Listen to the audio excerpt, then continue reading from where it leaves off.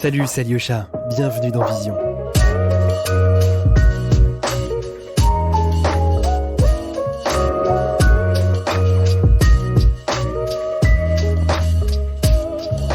Très content de vous annoncer que ce podcast a été réalisé en partenariat avec Adobe.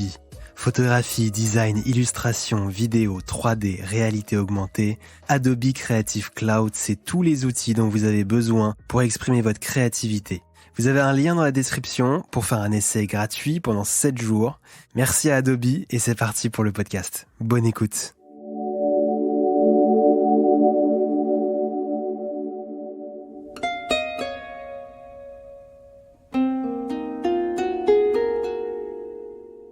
La photo à laquelle je pense, c'est une photo d'une femme noire sur la plage à Beyrouth. Et on voit le coucher du soleil avec des tons très, très clairs, très pastels. Et il y a ces nattes qui volent complètement dans le ciel. Elle est dans un mouvement où on ne sait pas trop si elle est en train de danser, si elle est en train de sauter. Elle porte un petit short rose métallique avec un débardeur noir. Et en fait, cette photo, c'est la photo d'une employée de maison du Sierra Leone. C'est en fait sa première soirée de vacances sur la plage à Beyrouth.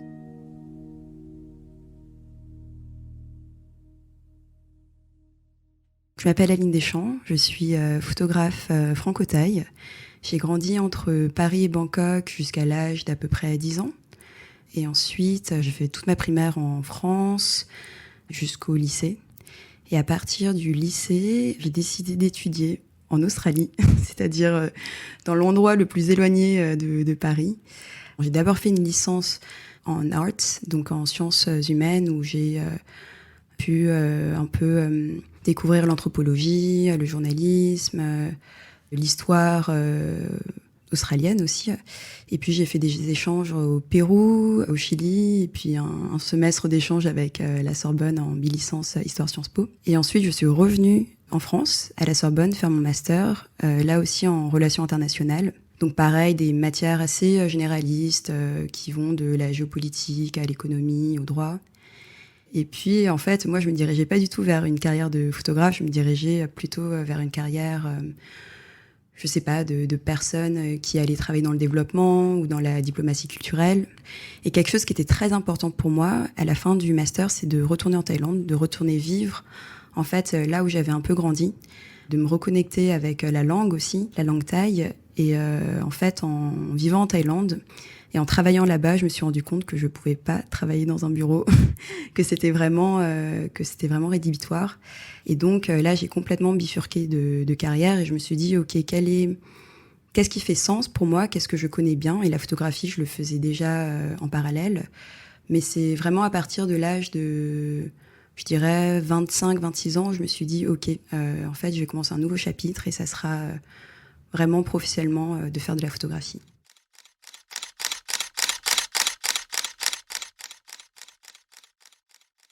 À Paris, j'ai fait une école d'art aussi qui s'appelle l'EPSA. C'était chouette, c'était juste 1 an en post-diplôme. Et j'avais pas encore terminé cette école que j'avais fait en fait un voyage d'1 semaine à Beyrouth en tant que touriste. Et j'avais adoré cette ville, j'avais adoré le Liban. Et puis en fait, si je suis retournée quelques mois plus tard pour vivre à Beyrouth, c'était pas tellement pour les enjeux maintenant qu'on connaît, les sujets sociaux qu'on connaît, mais c'était juste pour retrouver une personne. Donc voilà, c'est plus une rencontre amoureuse qui m'a amenée à Beyrouth qu'un sujet social ou documentaire.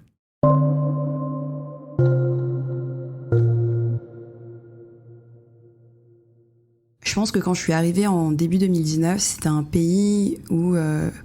c'était le rêve, en fait. T'as la plage à, je sais pas, une vingtaine de minutes de Beyrouth. Les gens, ils sont tellement accueillants. La nourriture est incroyable, évidemment. L'hospitalité des gens est folle.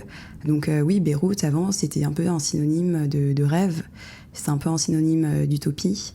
Et je pense en fait à la série d'une photographe libanaise qui s'appelle Randa Mirza, qui fait toute une série qui s'appelle Beyrutopia, justement pour déconstruire cette utopie. Mais c'est vrai que quand on creuse plus, et quand moi je suis arrivée avec mes bagages pour rester à Beyrouth en octobre 2019, je suis arrivée le premier jour de la Révolution, donc déjà ça a donné le ton sur ce qui allait se passer par rapport au mois suivant. Et en fait, ça a été une escalade malheureusement de désenchantement. Il y a eu la révolution qui n'a pas réussi. Il y a eu la crise économique. On peut même aujourd'hui parler de collapse économique. Je crois que c'est parmi les 3 plus grosses crises économiques de ces dernières 150 années dans le monde.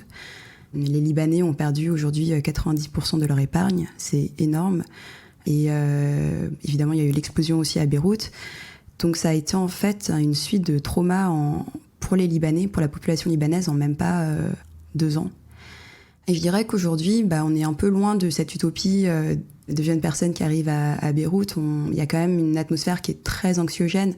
Et moi, je parle d'une condition d'une personne extrêmement privilégiée, c'est-à-dire que j'ai des comptes en dollars, donc on voit la hausse des prix, mais la réalité, c'est qu'on peut échanger au marché noir, donc l'inflation ne m'impacte pas autant qu'une personne libanaise qui n'a pas accès à des comptes en devises étrangères et qui, pour elle, en fait, le prix des pâtes, il a que 75 €. Enfin, c'est des choses délirantes comme ça. Par contre, ce qui impacte vraiment tout le monde, c'est qu'il n'y a pas de pétrole, donc il n'y a pas forcément d'électricité tout le temps. Parce qu'il faut savoir que même à Beyrouth, l'électricité publique ne marche pas 24 heures sur 24, donc il y a toujours des générateurs. Donc pas de pétrole, on ne peut pas alimenter les générateurs, on ne peut pas avoir de climatisation alors qu'il fait une chaleur vraiment très lourde. On ne peut pas aussi avoir de chaîne de froid dans les restaurants. Ça pose vraiment problème, c'est-à-dire que déjà les prix sont exorbitants au restaurant pour les Libanais, mais en plus de ça, ils peuvent tomber malades parce que ils peuvent même tomber malades chez eux aussi, mais parce que en fait les frigos ne tiennent plus. Voilà un peu le climat actuel à Beyrouth.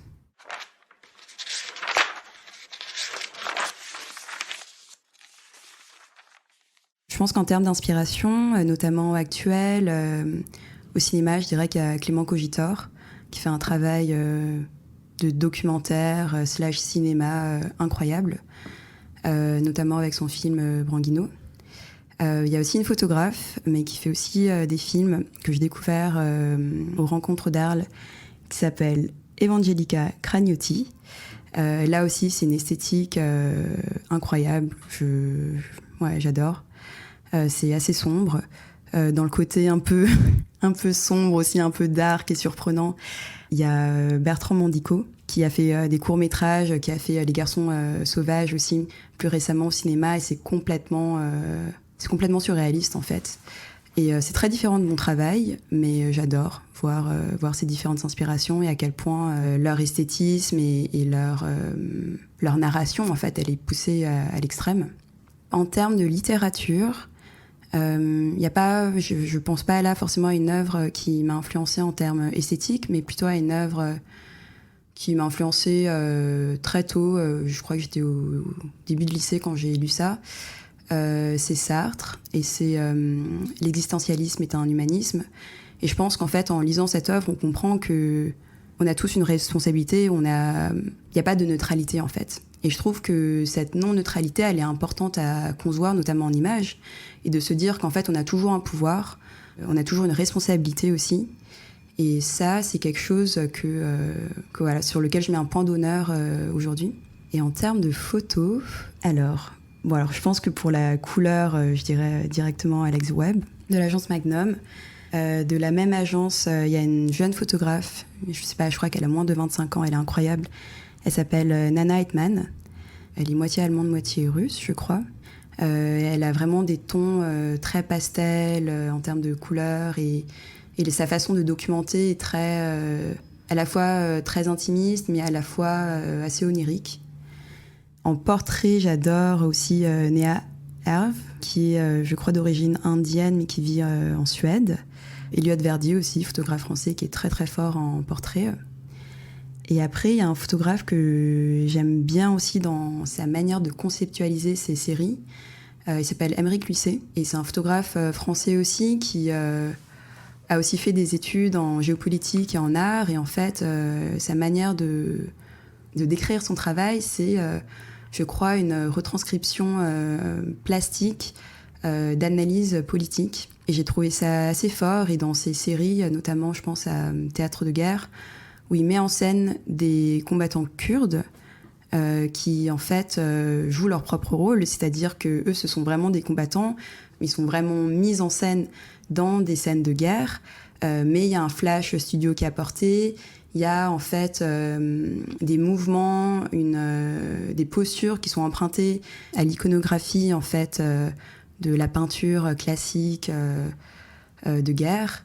Et en fait, je trouve que cette réflexion, elle est très intéressante sur la place de l'authenticité et la place aussi de est-ce que c'est parce que c'est mis en scène qu'on ne dit pas une vérité et vice versa, est-ce que on dit forcément une vérité quand on fait pas de mise en scène.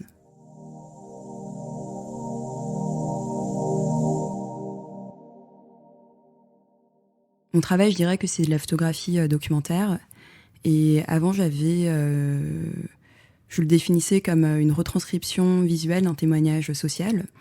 Et ta question sur l'évolution, en fait, elle est pertinente parce que mon travail a quand même pas mal évolué au cours de ces dernières années. Avant, je pense que j'accordais tellement d'importance au discours que je voulais mener à travers la photographie, que la photographie était juste un moyen de communiquer ces idées. Ces idées, c'était notamment essayer de déconstruire des codes, essayer de renverser des stéréotypes. Et maintenant, en fait, je le fais plus qu'avec à travers des séries artistiques, mais j'essaye aussi de le faire dans ma façon en fait de documenter. C'est-à-dire que j'essaye, par exemple, on parle de Beyrouth, on voit sur les images Google, Beyrouth, c'est que des scènes de violence, d'explosion. Il y a eu la guerre civile en plus. Et en fait, j'essaye un peu de raconter une autre narration à travers le documentaire. Je pense que ça a évolué dans ce sens, c'est-à-dire que ça a évolué de manière peut-être plus subtile, peut-être moins, in your face, tu vois, moins brute. Voilà, mais en tout cas, le message, il est toujours le même. Vous écoutez Vision, podcast de la photographie contemporaine. J'ai commencé une série l'année dernière qui s'appelle I'm Not Your Animal. Donc, je ne suis pas ton animal en français. Et à la base, en fait, c'était pas du tout prévu que ça soit une série photo artistique, ni de documentaire sur le long terme. En fait, quand je l'ai commencé, c'était parce que on était lors du premier confinement au Liban, donc complètement coincés dans nos appartements. C'était un confinement assez strict. Et il y a énormément d'employés de maison au Liban. Il y en a plus de 250 000 qui sont référencés par l'État. Donc en vrai, il y en a encore plus. Et je me suis tout simplement demandé, mais comment font ces femmes pour survivre ? Parce que beaucoup sont freelance, donc ne vivent pas chez leurs employeurs. Et donc si elles ne peuvent pas aller travailler, sachant qu'il n'y a pas de filet social, comment est-ce qu'elles font pour faire leurs courses, pour payer leur loyer, etc. Et donc comme on avait beaucoup de temps, je suis partie avec mon copain tout simplement interroger différentes communautés d'employés de maison. La plus grande communauté, au Liban, c'est des Éthiopiennes. Je crois que 75% ce sont des Éthiopiennes. Elles nous avaient raconté leur lien de solidarité, comment est-ce qu'elles arrivaient à s'entraider les unes les autres. On a vu ensuite des Philippines. Et ensuite, on a rencontré des femmes sierra-léonaises dans un petit appartement de 50 mètres carrés. Et elles étaient 15. Et en fait, on ne s'était pas rendu compte qu'elles dormaient à même le sol quand on les a rencontrées. Mais c'est au fur et à mesure des questions qu'on leur a demandé l'impact du confinement sur elles, qu'on s'est rendu compte qu'en fait, cette question a été presque déplacée parce que leur problématique était beaucoup plus grande. C'était des femmes qui étaient victimes de trafic humain, à qui, en fait, on avait complètement menti. On leur avait dit le Liban cherche des profs, le Liban cherche des infirmières. C'est des femmes qui, pour la plupart, travaillaient en Sierra Leone. C'est important de le répéter. Mais ces femmes-là, en fait, elles ont quitté leur travail, elles ont quitté leurs enfants, leur famille, parce qu'on leur a dit qu'elles allaient gagner le double au Liban. Et quand elles sont arrivées au Liban, elles se sont faites, accueillies par leurs employeurs. Et je me souviens en fait d'un exemple d'une femme qui me racontait ça. Elle pensait arriver dans une école pour enseigner, et en fait elle s'est retrouvée dans le salon de ses employeurs qui leur disaient tu peux faire la vaisselle. Et elle comprenait absolument pas. Elle était complètement atterrie. Et à partir de là, en fait, les expériences elles sont très communes. Ces femmes elles sont condamnées à dormir dans la cuisine, parfois même le sol, dans le salon. Elles ont pas de lit, elles ont pas de chambre, elles ont pas d'intimité. Parfois elles dorment même sur la terrasse alors qu'il fait super froid dehors. Elles peuvent pas forcément manger à leur faim. Directement, on leur fait signer un contrat en arabe. Évidemment, elles ne comprennent pas l'arabe vu qu'elles viennent du Sierra Leone. Et en fait, elles ont vendu leur âme au diable parce que ce contrat, qui fait partie du système kafala, leur permet en fait d'être complètement esclavagisées par leurs employeurs sans régulation d'heures de travail, de rien du tout, quoi. Et en fait, quand elles me racontaient leurs expériences de malnutrition, de travail forcé, etc., il y avait une phrase qui n'arrêtait pas d'être répétée, qui était « ils me traitaient comme un animal ». Ces employeurs ne me laissaient pas me reposer, ils me traitaient comme un animal, je pouvais pas manger à ma faim, ils me traitaient comme un animal, etc. Et en fait, à force d'entendre ça, je me suis dit, mais il faut donner une réponse, en fait, à ce traitement-là. Et cette réponse-là, elle sera visuelle et elle s'appellera « I'm not your animal », tout simplement pour répondre à la façon dont ces employeurs les traitaient, à tous les abus qu'elles ont subis. Et puis, c'est un peu une référence aussi à « I'm not your negro ».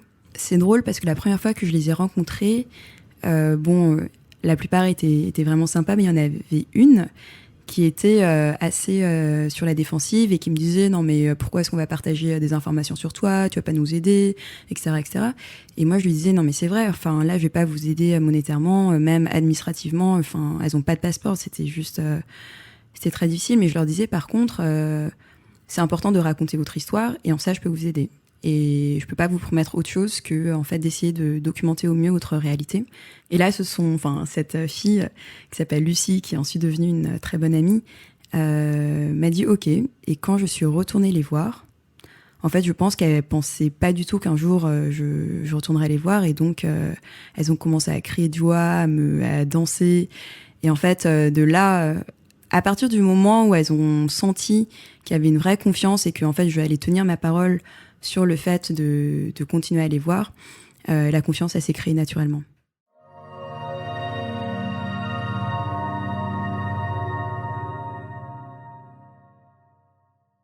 Le contexte du Liban en 2020, c'est franchement le début de l'apocalypse pour tout le monde. Et donc moi-même, j'étais prise dans des galères d'électricité, etc. Donc j'ai essayé d'aller les voir, mais en fait, j'essayais aussi de régler mes propres problèmes, et aussi les leurs qui étaient le plus important au final, parce qu'elle se retrouvait coincée sans boulot. Et puis avec le collapse économique, elle comprenait bien que même si elle voulait rester au Liban et travailler, un salaire, pour la plupart, ils n'étaient pas payés, hein, mais même si elle retrouvait un boulot, leur salaire équivaudrait à $20 au lieu de $200. Donc elle n'avait aucun intérêt à rester au Liban. Et donc il y avait cette espèce d'urgence vraiment de comment récupérer un passeport, comment aller faire... des laissez-passer, sachant qu'elles n'avaient pas de consulat à cette époque, il n'y avait pas d'ambassade du Sierra Leone au Liban. Et puis, le premier jour, c'était 15 femmes, mais en fait, au bout de quelques mois, elles étaient plus de 50, parce qu'il y avait énormément d'employeurs qui abandonnaient leurs employés de maison dans la rue à cause de la crise économique, donc ils ne pouvaient plus les payer. Et il y en avait aussi beaucoup qui s'échappaient, parce qu'elles étaient plus payées ou elles avaient d'autres abus physiques.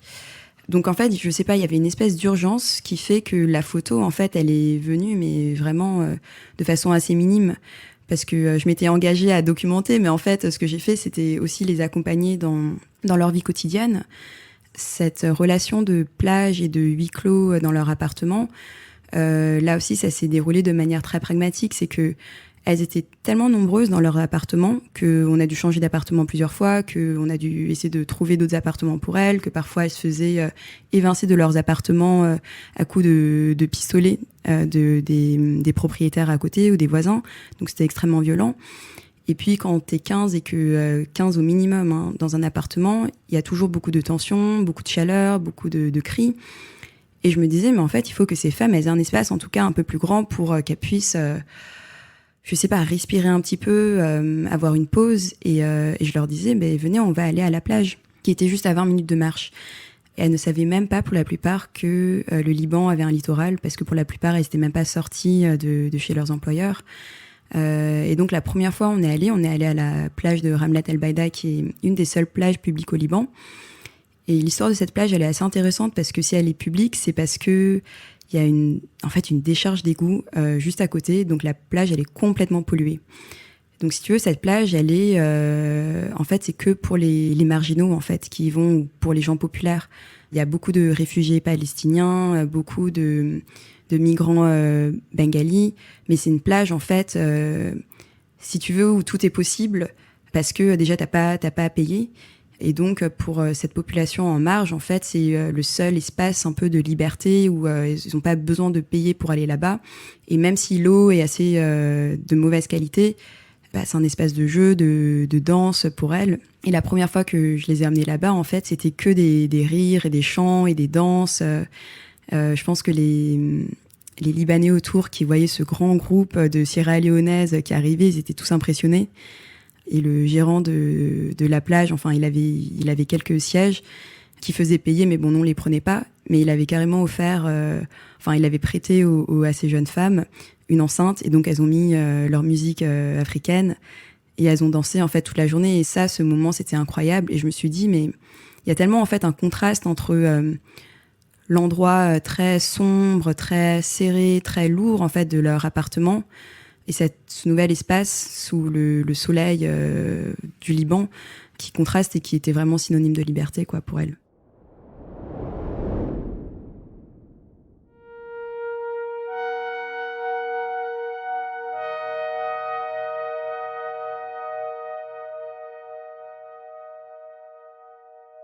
Donc de mon côté, moi, j'ai pas vécu l'explosion du port de Beyrouth le 4 août 2020. Je suis partie en France 3 jours avant, mais tous mes amis, les gens que je connaissais étaient sur place et ça reste un trauma encore aujourd'hui, évidemment.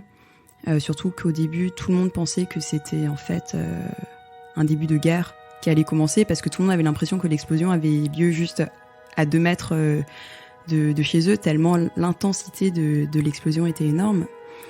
Et moi, quand je suis revenue en 2020, on était en septembre et il y avait encore du verre partout dans les rues. Pour te dire à quel point les dégâts mettent du temps à s'effacer. Et encore aujourd'hui, il y a beaucoup de quartiers, je pense notamment à Karantina, Djimaïzé, Mar Michael, où il y a des efforts de reconstruction qui ont été faits, qui sont énormes. Mais il y a énormément de boutiques qui sont toujours fermées, qui seront jamais réparées sûrement avec la crise économique. Je vois aussi toutes les voitures, ça me marque de voir en fait ces voitures qui sont laissées en fait dans la rue. Et à la base, je pense que les gens n'avaient pas les moyens en fait de payer une réparation de pneus ou de vitres ou d'autres choses parce que c'est des biens importés. Et on en parlait tout à l'heure de la crise financière, donc ils n'avaient pas les moyens de payer 50 fois le prix d'un pare-brise. Mais en fait, depuis l'explosion, ces voitures, elles sont encore plus cassées et les personnes ont encore moins les moyens de les réparer. Djimaïzé et Mar Michael, c'est des quartiers super jeunes, où il y a beaucoup de jeunes qui sont là-bas. C'est les quartiers des bars, des boîtes de nuit. Donc j'ai énormément d'amis qui étaient sur place et qui littéralement se sont effondrés dans la rue quand l'explosion est arrivée. En fait, il y a beaucoup d'histoires de personnes qui sont... t'as l'impression que c'est des miraculés, en fait. Je pense notamment à un ami que j'ai appelé directement et il m'a dit, mais en fait, il y a un mec qui s'est jeté sur moi et qui m'a protégée.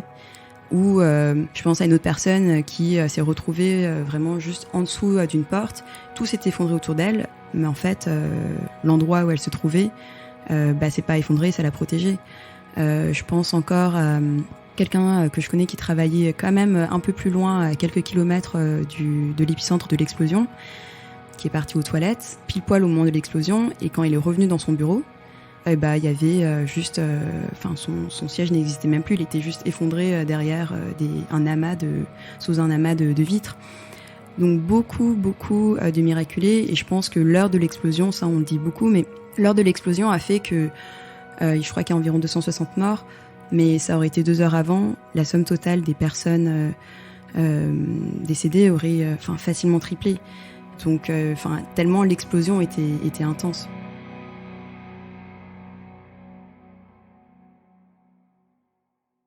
Out of Blood and Concrete, c'était une série que j'avais commencé sur la reconstruction des quartiers les plus touchés en fait de Beyrouth.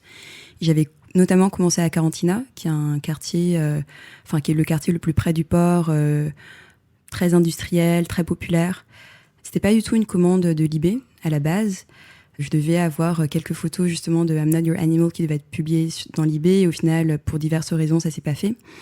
J'étais en contact avec une icono qui s'appelle Marie Fantosi et qui m'a dit « Mais Aline, tu sais, c'est pas grave, là ça n'a pas marché, mais tu devrais continuer et tu devrais essayer de proposer des sujets. » Et je pense que j'avais pas du tout confiance en moi, en fait. Je pensais pas que je pouvais proposer des sujets comme ça. Et grâce à elle, je me suis dit, OK, je vais faire ce projet sur la reconstruction et je vais le proposer. Et en fait, je sais pas, je suis allée quelques jours à Carantina, 2-3 jours, j'ai fait pas mal de photos. J'ai envoyé le portfolio et en fait, Tess l'a accepté pour le diaporama sur Internet. Et en fait, c'est comme ça que j'ai commencé à travailler pour Libé. Et puis ensuite, elle m'a dit, bon, ces photos, elles sont bien, mais en fait, elles sont un peu tard par rapport à la date de publication. Ou elles ont été faites un peu trop tôt, pardon. Donc, en fait, on va te refaire une commande et comme ça, tu vas pouvoir continuer et ça sera un peu plus actualisé. Et donc, en février, je suis retournée à Carantina, vraiment là, pour une commande de Libé. Et c'est comme ça que ça a commencé. Et puis, c'était chouette parce que les habitants, je les connaissais déjà. J'ai essayé de voir d'autres habitants, parfois de revoir les mêmes, et puis de voir les lieux, en fait, comment ils ont évolué en l'espace de 6 mois. Quand je suis revenue en février, l'église, elle était complètement reconstruite alors qu'elle était en état complètement encore délabré juste en octobre de l'année passée. Moi, j'essayais vraiment en fait d'aller à la rencontre des habitants parce que c'est évidemment pour eux que toute la société civile a mis les efforts de reconstruction. Il faut savoir aussi que l'État libanais n'a absolument rien fait. Il n'y a pas d'assurance, il n'y a pas de... même d'aide de l'État qui vient et qui dit voilà, votre maison a été complètement explosée, on va vous la reconstruire. Non, c'est que des ONG, c'est ça qui est fou. Donc il y avait un espèce d'écosystème entre les volontaires internationaux, les volontaires nationaux. Il y a beaucoup de Libanais aussi qui étaient présents. Et les habitants sur place, je les ai trouvés mais d'un courage incroyable, d'un accueil aussi incroyable parce que ils avaient tout perdu. Et on peut comprendre après ce traumatisme en fait qu'ils aient pas envie d'en parler tellement c'est fort. Et en fait au contraire quand on est venu toquer à la porte, on nous a toujours très bien accueillis, avec le sourire, avec des gâteaux, sachant en plus que c'est la crise économique. Donc non, il y a vraiment un sens du partage au Liban qui moi m'a marqué.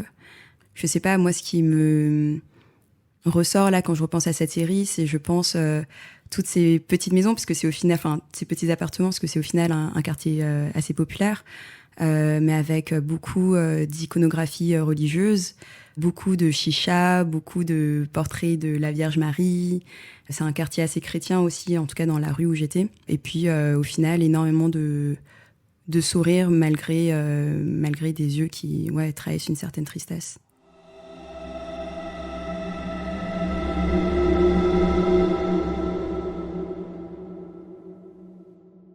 Cette dame que j'ai rencontrée, donc qui s'appelle Anna, qui a 77 ans, son visage, il marque directement parce qu'elle a perdu un œil lors de l'explosion.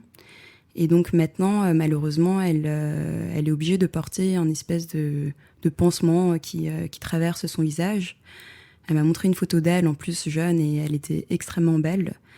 Et c'est dur, en fait, de voir des cicatrices aussi importantes marquer des personnes âgées qui sont vulnérables et qui maintenant n'arrivent plus à être indépendants. Et c'est ce qu'elle me disait, c'est que cette personne-là, en fait, jusqu'à l'âge de 77 ans, elle travaillait encore parce que il n'y a pas de filet social au Liban. Elle s'occupait de faire de la manicure. Et en fait, elle me disait, mais maintenant, je peux plus me déplacer parce que j'ai peur de tomber dans un trou. J'arrive plus à voir aussi bien. Et ça, c'est extrêmement marquant. Et puis, tout a explosé chez elle. C'est-à-dire que tout s'est renversé. Elle a dû tout reconstruire grâce à l'aide d'ONG. Et quand je l'ai revue 6 mois après, en fait, elle n'avait pas redéployé ses affaires parce qu'en fait, c'est trop dur. Donc, elle avait tout laissé sous plastique. Et ses étagères étaient neuves, propres, mais vides. Donc, elle vivait en fait dans un espèce d'appartement un peu aseptisé. Parce que justement, quand t'es seule et que t'as pas la force de redécorer, tu vis dans un appartement qui... dans lequel t'as plus la force de reconstruire. Malgré ça, elle a été très accueillante, elle a toujours un grand sourire. Et puis, c'est drôle parce qu'elle dit toujours « Vous êtes les bienvenus, vous êtes les bienvenus ». Et ça, c'est... Voilà, avec son petit accent libanais. Et j'essaie quand même de maintenir le contact avec ces gens, quand je peux. Vous écoutez Vision. Suivez-nous sur Instagram pour plus de news et de photos. Je pense que mon approche, elle réside encore dans les propos, dans le propos que je veux donner. J'ai pas de style dans lequel je veux me conforter forcément. J'aime toujours à explorer, mais je pense qu'en fait, le médium, il doit pas être restrictif. Au contraire, pour moi, il doit en fait, soutenir un projet, c'est pas quelque chose d'artificiel, c'est quelque chose qui vraiment, en fait, permet de mettre en lumière un discours. Et donc, quand j'ai utilisé de la réalité augmentée pour la série, justement, Génération Lucrung, c'est parce que, en fait, la manière dont mes sujets, en fait, se décrivaient, donc, soit parfois ils se décrivaient, voilà, toujours comme un alien ou toujours flottant sur des nuages, dans la manière dont ils se sentaient, je trouvais que c'était assez poétique comme illustration, et donc je voulais vraiment créer à travers la réalité augmentée enfin voilà, ces formes de nuages qui bougeaient. Ou il y avait une autre personne aussi qui a grandi aux Olympiades à côté et qui me disait mais moi quand j'étais enfant je me voyais pas asiatique, alors qu'il a des traits vraiment très asiatiques, mais il me disait moi je me voyais en tant que blanc parce que j'ai grandi à Paris qu'avec des blancs, et en fait je voulais carrément effacer mes yeux. Je trouvais que la réalité augmentée, ça permettait de faire ça, c'est-à-dire que j'avais pris son portrait et puis en fait, on pouvait voir le mouvement de lui dont les yeux s'effacent petit à petit. Donc je trouve que ça servait vraiment un propos. Pareil, quand je fais du noir et blanc, soit ça peut servir pour... Bon, soit parfois c'est très pratique, hein. Je pense notamment à des séries que j'ai fait en pellicule argentique et c'était du noir et blanc. C'est aussi simple que ça. Mais c'est vrai que là, je préfère la couleur. Je pense qu'il y a plus de possibilités. Je pense que aussi peut-être qu'avant j'utilisais le noir et blanc parce que j'arrivais pas à bien éditer mes photos et donc c'était un peu une porte de secours. Et après tu parlais aussi d'écriture sur les photos, et ça c'est pareil, c'est pour je l'ai fait notamment dans la série I'm Not Your Animal, et je pense que ça rejoint cet aspect que là j'ai envie de montrer un pan peut-être plus psychologique de ces personnes, qu'elles puissent raconter en fait une violence qui est peut-être plus latente que les abus dont je viens de parler, mais qui est la violence en fait d'être coincées dans un pays déconnecté de leur famille avec une impossibilité de rentrer chez elles. C'est quelque chose de quand même assez fort, mais qu'elles en fait puissent le décrire à travers leurs propres mots. Et ça, je pense que c'est aussi une question de légitimité qui m'interroge maintenant. C'est que j'ai pas envie de faire un projet où je mets que des légendes. J'ai aussi envie en fait que les personnes qui apparaissent devant ma caméra soient contents d'être représentés ainsi, en tout cas acceptent d'être représentés ainsi. Et je pense que la meilleure façon de le faire, en fait, c'est aussi de les faire collaborer. Et donc, c'est une forme de collaboration parce que c'est des lettres manuscrites qu'elles ont fait selon leurs propres mots, selon leur propre écriture. Ça permet en fait de faire une œuvre légitime et de montrer comment est-ce qu'elles ont envie aussi d'être représentées.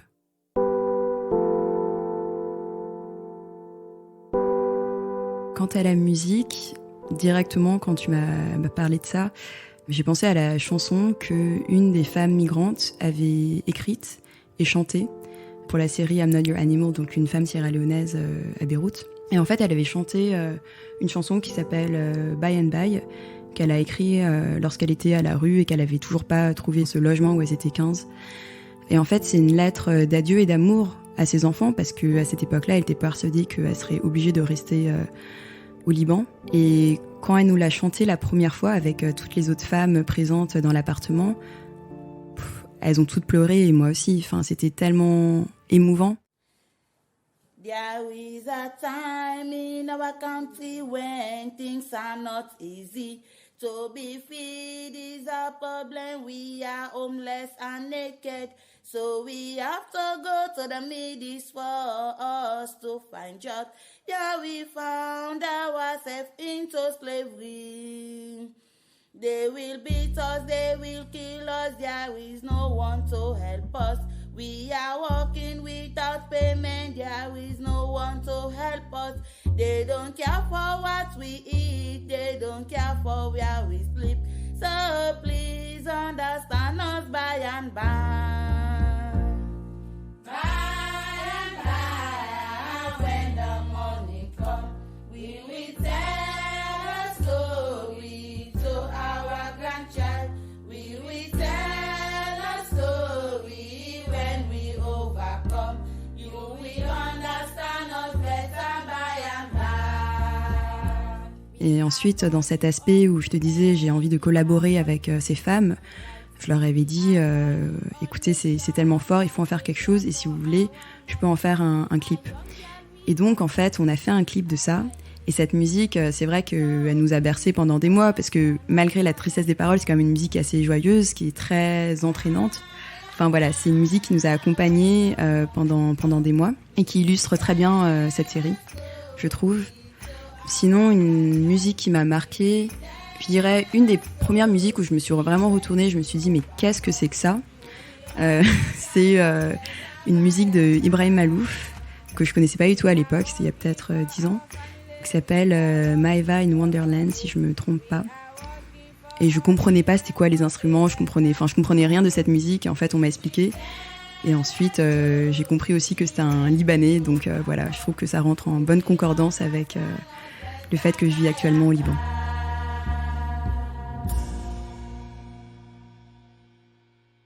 Moi je suis super excitée à l'idée du futur de la photographie parce que en fait j'ai l'impression qu'on est un peu dans une phase tournante dans notre époque. C'est-à-dire que là, on a la chance que l'appareil photo se soit démocratisé partout dans le monde.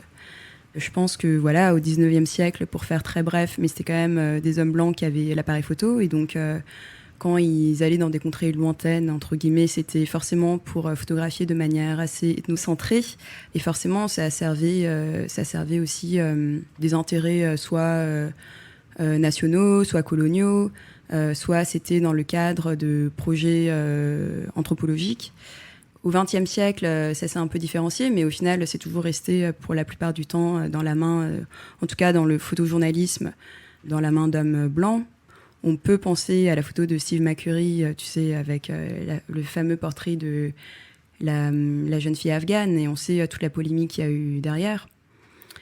Et pourquoi est-ce que je trouve le futur de la photographie si intéressant et si important aujourd'hui ? C'est que, en fait, cette démocratisation, ça permet aux peuples de se représenter eux-mêmes. Et quand je dis les peuples, c'est les peuples qui ont été dominés par le passé.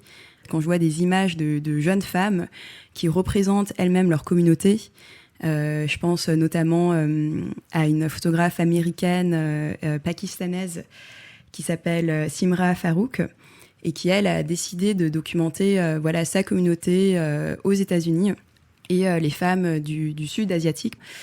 Et en fait, elle a fait un projet notamment sur les nez asiatiques et à quel point, en fait, ces femmes-là pouvaient être fières de leur morphologie. Ça, je trouve ça fou. Il y a aussi une autre photographe qui s'appelle Jamila El Faki, qui est anglaise et soudanaise. Et c'est un peu le même principe, c'est-à-dire que c'est des femmes qui documentent leur communauté parce qu'en fait, elles se sont rendues compte qu'elles ne voyaient pas dans les médias aujourd'hui dominants, elles ne voyaient pas leur image. Et donc, elles ont décidé de créer leur propre médias. Et à travers Instagram, en fait, c'est ça. Tu peux déployer tes propres images sans passer forcément par de la presse. Mais Jamila, ce qu'elle a fait, c'est qu'elle a carrément créé un magazine qui s'appelle Azima Mag, un magazine basé à Londres. Donc, elle ne fait que de documenter... de prendre en commande des femmes qui sont issues d'Afrique du Nord, d'Asie de l'Ouest et d'Asie du Sud, pour qu'elles puissent se représenter elles-mêmes. Et je trouve ça incroyable, parce que je trouve que c'est, en fait, dévoiler son identité de manière la plus juste et la plus légitime à travers la photographie. Merci d'avoir écouté Vision. Si le podcast vous a plu, abonnez-vous et partagez-le autour de vous. Laissez-nous une note et votre avis. Ça nous aide beaucoup. À bientôt.